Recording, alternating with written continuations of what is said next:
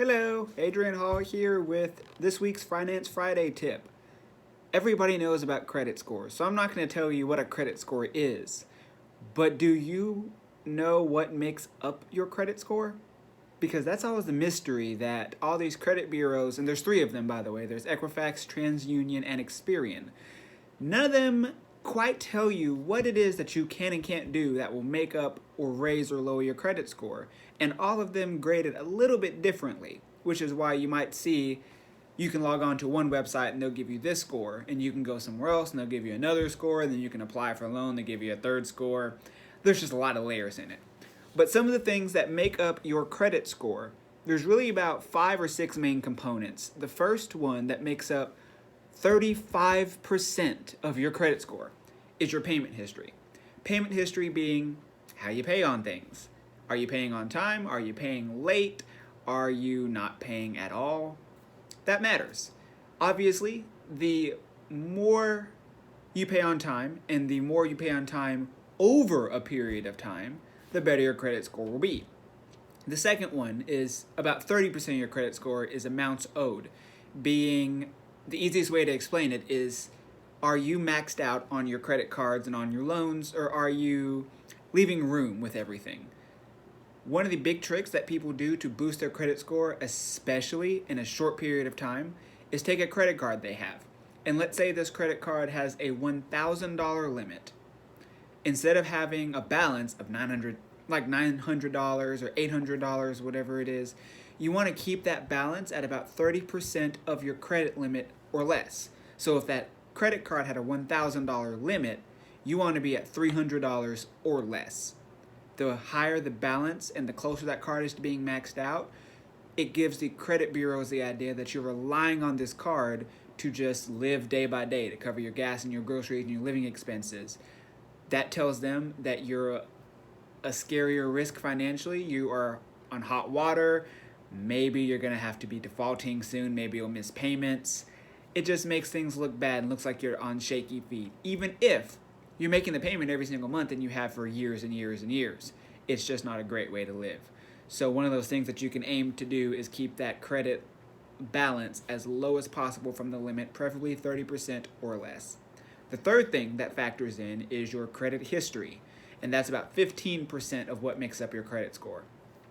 Credit history is mostly the length is what they're looking for, but it is over the amount of time that you've had credit, how have you paid on it? Have you paid well? Are you maintaining things for a long period of time? Or are you having small little loans that come and go?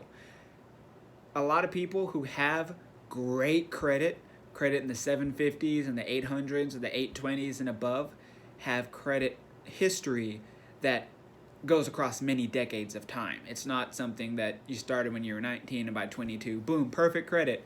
That's not how it works, because credit bureaus and the lenders want to see that you can make payments on time, every time, over a long period of time. Because if you can handle it for 5 years, you're doing great. But if you can handle it for 25 years, you really know what you're doing, and that's what they want to see. The next item that puts about 10% of weight in your credit history is new accounts and inquiries. How often are you opening up new credit? How often are you having people look at your credit? How often are you just applying for things, and what type of things are you applying for? Now, I will preface, do not worry about applying for a loan if you intend to get the loan. If you're going to be shopping for a car or a house, apply. That is how you figure out if you're getting the best deal and the best rate and the best interest and so on and so forth. You want to get out there and have somebody look at your actual financial picture as it is and make a decision based off of it. What you do not want to do is just apply for loans because you're bored or because you want to see what the payment would be. You can see what the payment would be for free by Googling payment calculator and going to almost any website, and they'll let you know, here's about what the payment's going to be for whatever it is you're thinking of getting. Apply when you intend to use your credit. Do not apply when you're not intending to use your credit. The last thing that factors towards the 100% picture is about 10% of your credit score is based off of types of credit. Meaning, do you have a lot of credit cards and nothing else? Do you just have a auto loan?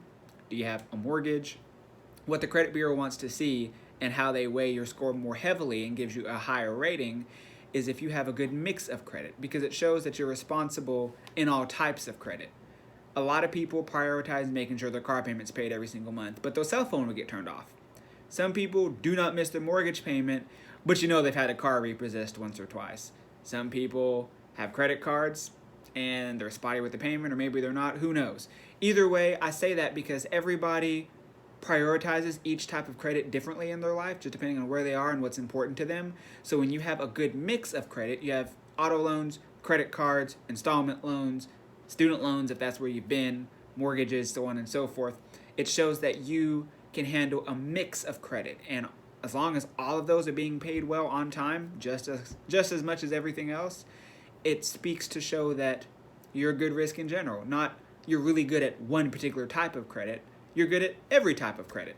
So if you want to know what raises your credit score, those are the tricks to be focusing on. Those are the things that weigh the most heavily, and beyond that, the most important thing, especially if you're looking at just building credit or rebuilding credit, is time. All you have to do to damage your credit is miss one payment in a 30-day period, and your credit score is going to tank. And it's going to take years to rebuild it. But what you have to do is just show that you're willing to rebuild. You're willing to put the past behind you, pay off those bad debts that you have, and create new ones with new history and new habits, because it's a new day, and what you did in the past is behind you. So if you want to get an understanding of your credit, that's where you can start. A great place to get a free copy of your credit once per year is annualcreditreport.com. You're entitled to one free copy per year. Review it, understand it, get to know it, and rebuild. Catch you next week.